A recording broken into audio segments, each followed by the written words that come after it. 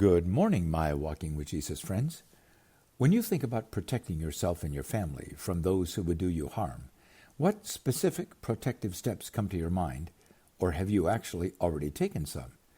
Probably you have locks on your doors and windows, maybe even deadbolt locks, and perhaps a security alarm system for your home.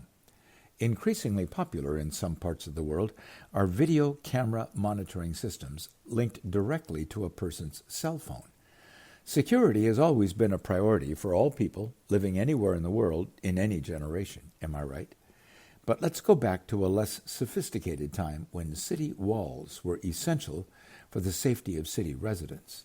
Join me again in 445 BC in the city of Jerusalem as Nehemiah is leading a remarkable community-wide effort as the people of Jerusalem are taking matters into their own hands to rebuild the protective wall around their city.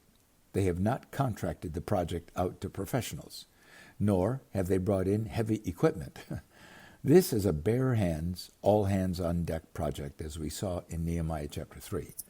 We arrived at Nehemiah 4, verse 6 yesterday, which proclaims a major achievement.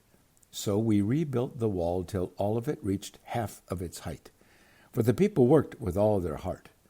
You'll recall I told you the wall they were building would eventually reach a height of about 30 feet and a thickness of perhaps 10 feet. Remember, no dump trucks hauling rocks, no cranes, no cement trucks. Raw, hard manual labor with very creative but crude engineering. Once again, Nehemiah reports opposition to this grand project arose and was gaining momentum, attracting others who did not want to see Jerusalem rebuilt. Nehemiah chapter 4, verse 7 and 9 says, "But when Sanballat, Tobiah, the Arabs, the Ammonites, and the people of Ashdod heard that the repairs to Jerusalem's walls had gone ahead, and that the gaps were being closed, they were very angry. They all plotted together to come and fight against Jerusalem and stir up trouble against it. But we prayed to our God and posted a guard night and day to meet this threat." Nehemiah chapter 4. Now, friends, if we take out a map, the names given here represent almost a 360-degree opposition.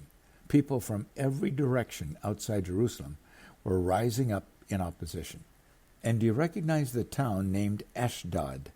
Yes, that is the very same town today, straight west of Jerusalem, on the Mediterranean coast, which has often been in the news over the past few years. It was one of the key Philistine cities in ancient Israel times, to which the Ark of the Covenant was taken when captured in battle by the Philistine army, according to 1 Samuel chapter 5. In the days of Nehemiah, as we see here, it was a city opposed to Jerusalem's success. But did you notice the opposition has intensified from the ridicule strategy we saw yesterday to a plan for an outright assault on Jerusalem? Did you notice Nehemiah's strategic response? "But we prayed to our God and posted a guard day and night to meet this threat." I'm greatly encouraged and fascinated by Nehemiah's priority on prayer, seeking God's guidance and inviting God's involvement, no matter the strategy of their enemies. Let's pause and look closely at how we respond to opposition, especially organized opposition. What can you and I learn from Nehemiah? Have you found that discouragement in the face of opposition can be contagious, undercutting progress? Nehemiah reports, "Meanwhile, the people in Judah said, 'The strength of the laborers is giving out, and there is so much rubble that we cannot rebuild the wall.' Also, our enemies said, 'Before they know it or see us, we will be right there among them, and will kill them and put an end to this work.' Then the Jews who lived near them came and told us 10 times over, 'Wherever you turn, they will attack us.'" Nehemiah 4, verse 10 to 12. Do you see discouragement and looming defeat at every turn? Discouragement within the ranks of the workers, a scheme to infiltrate and disrupt from within, and fear from those Jews living in the towns around Jerusalem feeling threatened by those opposed to the Jerusalem Wall project. Seems to me Nehemiah had many good reasons for throwing in the towel, calling it quits, or at least calling for a re-strategizing pause in the work, and if possible, recruiting some new people into this outrageous endeavor. But instead, Nehemiah did his due diligence again and identified the most vulnerable places where the wall was least developed, and he posted them there as armed families. Now, don't rush past this wise defensive strategy. There is power in unity, especially family unity, isn't there? Can you and I apply this to the challenges of family life in our day? In our day, professional specialists are often called in to help family dysfunction rather than the family rallying together under the leadership of a God-honoring, spiritually mature grandfather or father who can rally the family to unity using the powerful spiritual resources God has made available to us in defending against the schemes of our dark world, which may be attacking any one member or relationship in the family.